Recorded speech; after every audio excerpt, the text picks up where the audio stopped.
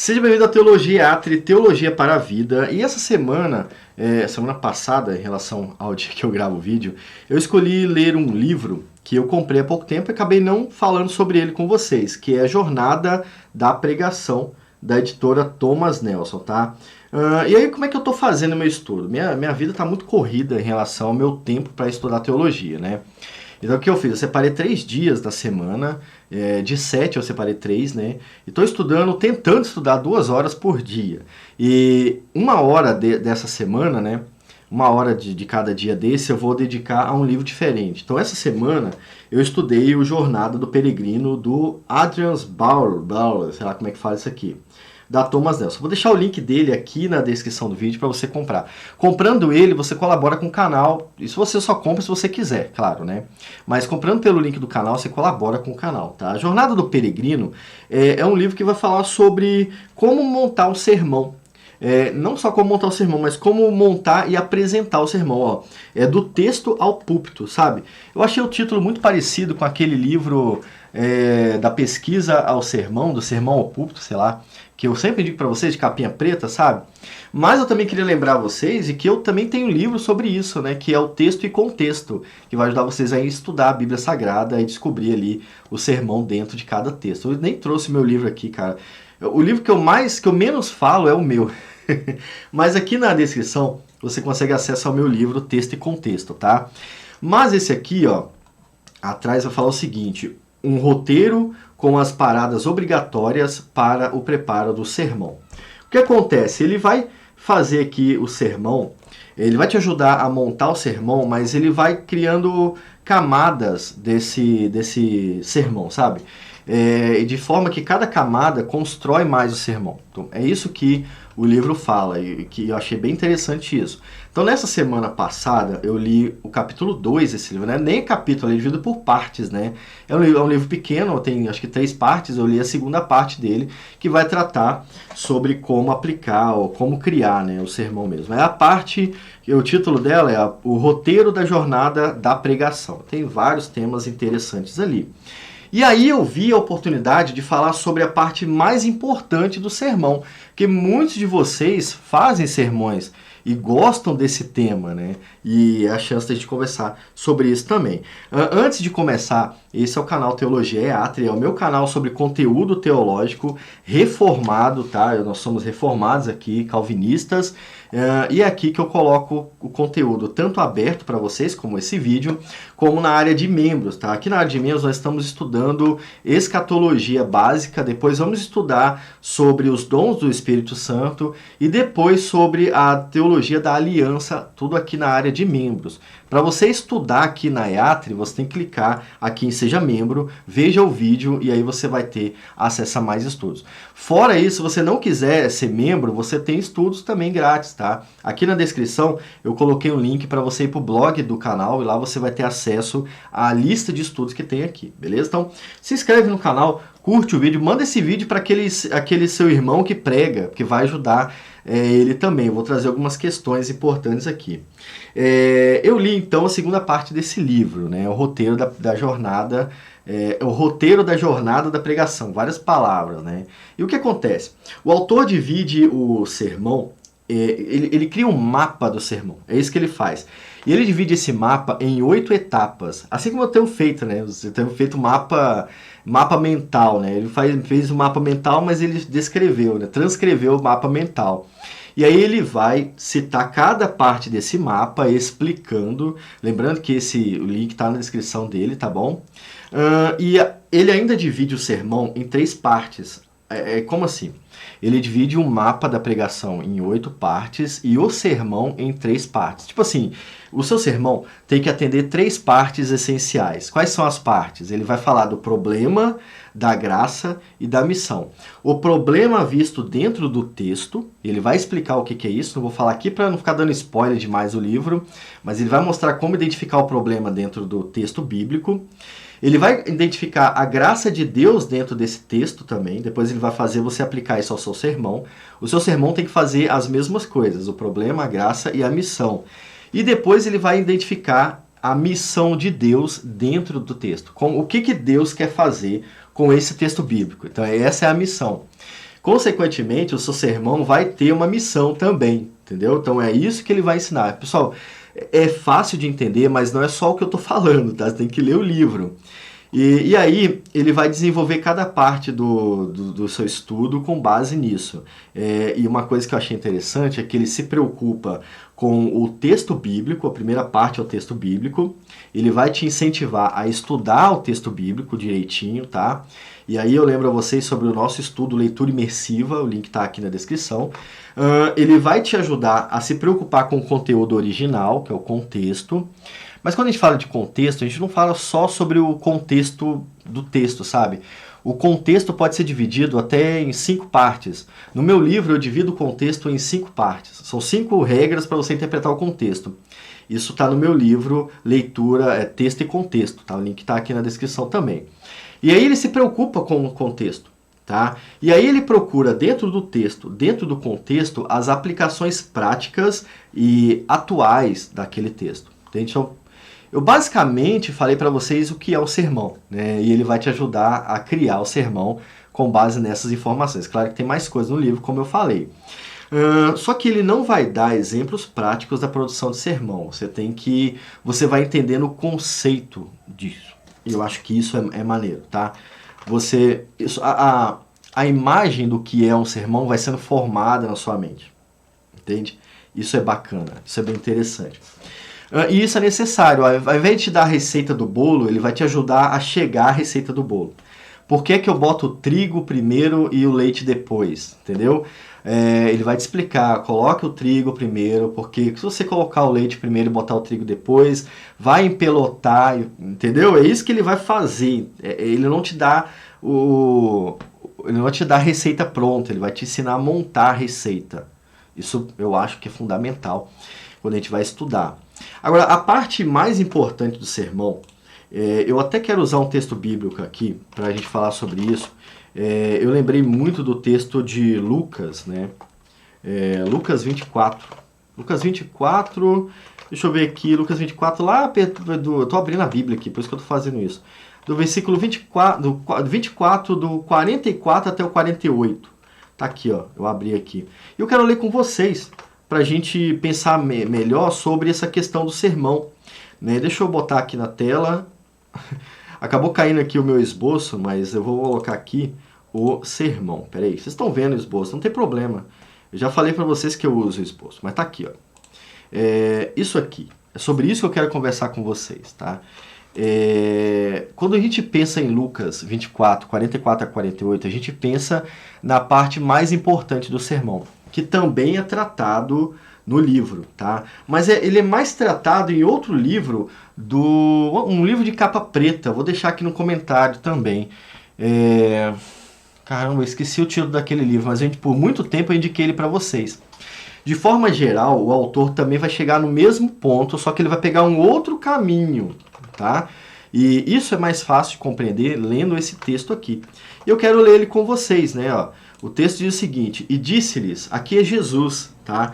Depois de ter caminhado com os discípulos ali, conversando, depois ele se revela, né?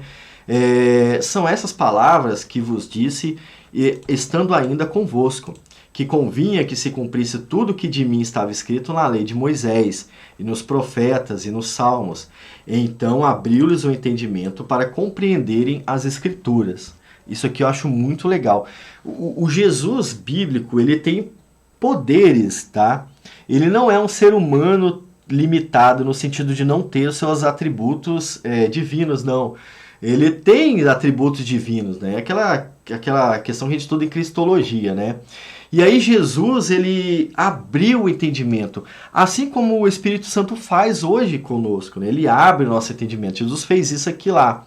E aí o texto continua, e disse-lhes, assim está escrito, e assim convinha que Cristo padecesse, ao terceiro dia ressuscitasse dentre os mortos, e em seu nome se pregasse arrependimento para a remissão dos pecados em todas as nações, começando em Jerusalém. Destas coisas vós sois testemunhas. Mas olha só, o assim está escrito, é justamente o foco do autor do Jornada da Pregação. Você trazer o conteúdo do sermão a partir daquilo que está escrito, entende? E muita gente faz o caminho contrário, né? Nesse texto aqui, tem muita coisa para a gente aprender sobre a obra de Jesus descrita no Antigo Testamento. E como a gente está falando de Jesus, né? Como a gente está falando sobre sermão, a gente vai fugir um pouco do contexto e ver como é que Jesus, como é que Lucas estruturou aquele mini sermão de Jesus, que é um mini sermão, tá? Tem todos os elementos desse texto que você tá vendo aí. Nessa altura do texto, Jesus já está explicando o contexto da história da redenção, entende? Ó, você vai pensar assim, pô, você está lendo aí. Não, ali é só para me lembrar. Nessa história, eu vou ter que completar o restante. É assim que eu faço na igreja também, tá? Eu levo meu esboço assim com pequenas frases para eu lembrar. Jesus ele está falando sobre a história da redenção. Eu vou falar sobre isso também quando a gente falar sobre a aliança, a doutrina da aliança aqui na área de membros, tá? O que acontece? Aonde Jesus está inserido na história da redenção?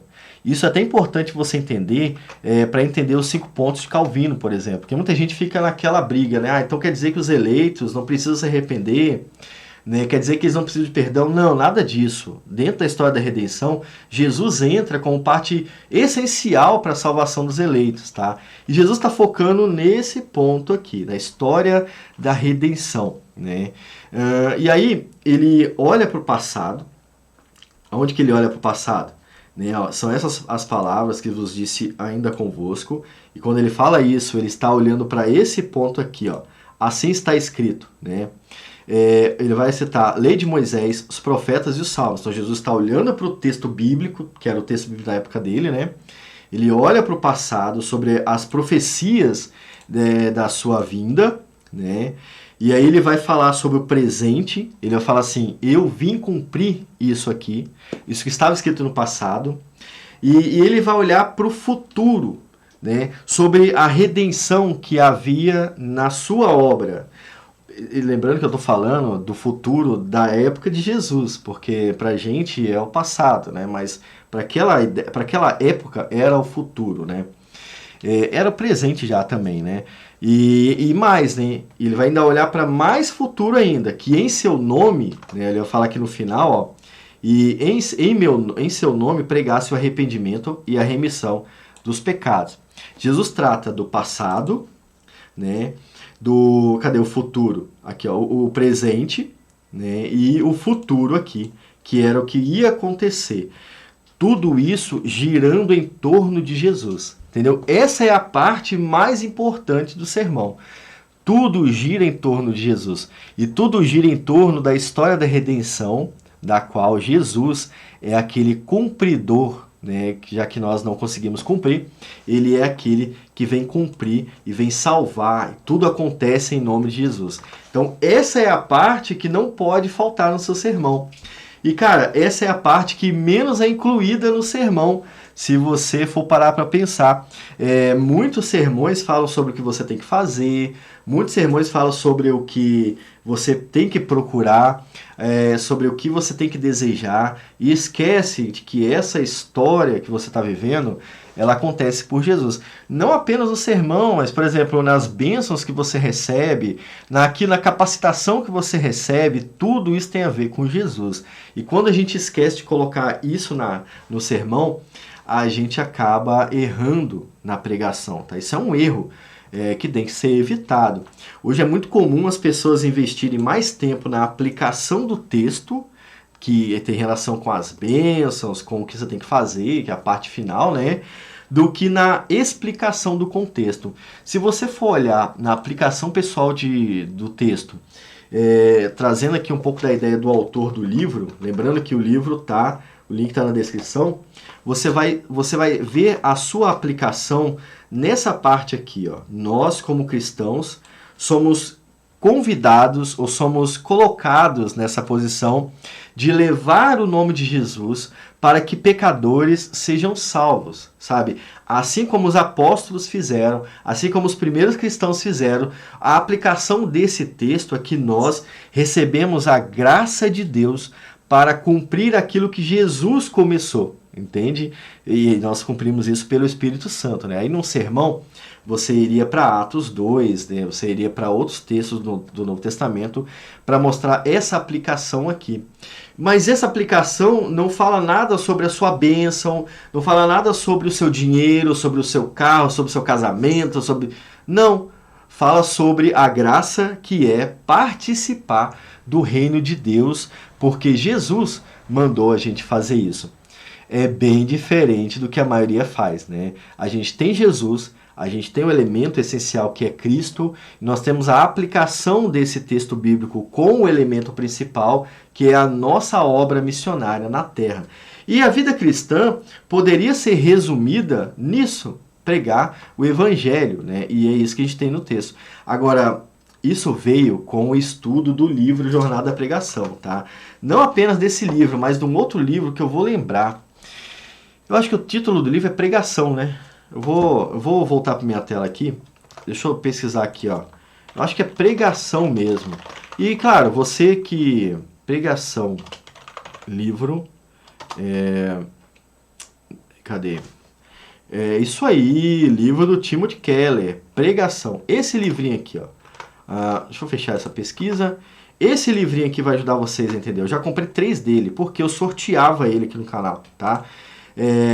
Esse livro vai te ajudar, cara. Ele vai fazer boas aplicações. E olha o meu sonho ali, gente, ó. Eu tenho um sonho, tá vendo aqui no canto, ó? É um sonho, tá? E é um sonho ultrapassado, que é o iPhone 11, né? Ultrapassado. Mas enfim, vamos voltar aqui. Esse livro vai ajudar vocês a fazerem isso, tá bom? E espero que eu tenha colaborado aí com a produção de sermão de vocês, né? E eu vou acompanhar os comentários de vocês aqui. Existe vários problemas em montar um sermão sem investir tempo no estudo da Bíblia em relação a isso que eu mostrei para vocês, tá? Tudo que eu mostrei aqui é meio que essencial na pregação mesmo. E se você não fizer isso, o que pode acontecer? Devaí, eu sou como os antigos, né? Eu pego a Bíblia, eu abro e leio, tá? Eu até arrisco a dizer que se você souber muito bem o que é uma pregação, se você for muito bom em estudo bíblico e interpretação de Bíblia, eu vou lembrar vocês do meu livro, né? Texto e Contexto. Se vocês souberem muito bem aquilo ali, vocês realmente podem fazer isso, que é abrir a Bíblia e pregar o texto que vocês acharem. Por exemplo, eu vou me desafiar aqui, ó. Salmo 58, versículo 1. Falai vós realmente de justiça, ó congregação? Julgais corretamente, ó vós, filhos dos homens? Sim, no coração trabalhais a perversidade. Pesais a violência de vossas mãos na terra. Então, tipo assim, se eu fosse como esses caras que abriam a Bíblia, isso não é indicado, tá? Eu só estou falando que você consegue se você for muito bom em estudo bíblico. E aplicando o que o autor fala aqui, né? Não só o que o autor fala aqui, mas todos os textos que eu indiquei para vocês, se vocês forem bons nisso, vocês vão conseguir fazer isso aqui. Mas a ideia é que você estude o texto antes, né? É muito difícil vocês acertarem. Mas se vocês fizerem isso e não souberem o que estão fazendo, primeira coisa que pode acontecer, você pode errar tudo sobre o texto. Como eu vi esses dias um pastor fazendo. Ele pegou um texto que estava inserido num contexto histórico importante da época de Israel e aplicou tudo errado. Tudo errado. Aquele sermão, ele errou tudo, tá bom? E claro, eu não posso fazer nada, eu só posso assistir, né? Mas é um risco de quem não estuda a Bíblia, de quem não estuda a interpretação da Bíblia. Fazer a aplicação completamente errada do texto bíblico, tá? Você pode fazer a aplicação diferente do que o autor verdadeiro fez, se você não estudar a Bíblia do jeito certo.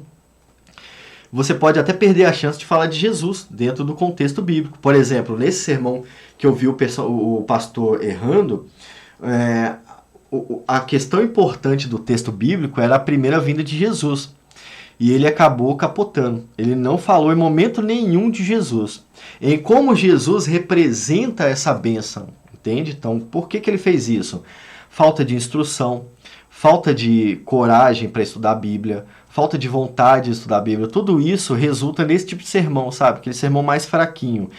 E é bem complicado porque hoje nós julgamos um bom sermão pela maneira como a pessoa fala, sabe? Uma pessoa que fala bem, né? E tem gente que tem facilidade em oratória, automaticamente a gente acha que ele é um bom pastor, um bom pregador, quer dizer. Mas não. O bom pregador não é o cara que tem uma oratória boa, embora seja importante ter uma oratória boa. Eu não considero que eu tenho uma oratória boa, porque eu tenho um problema com ansiedade. Então, o que é a ansiedade para quem vai pregar? É aquele cara que às vezes quer falar um tema, ele está tão ansioso para falar sobre aquilo que ele esquece de falar antes, entende? Então, por isso, meu sermão ele tem que ser detalhado, porque senão eu vou direto onde eu quero falar.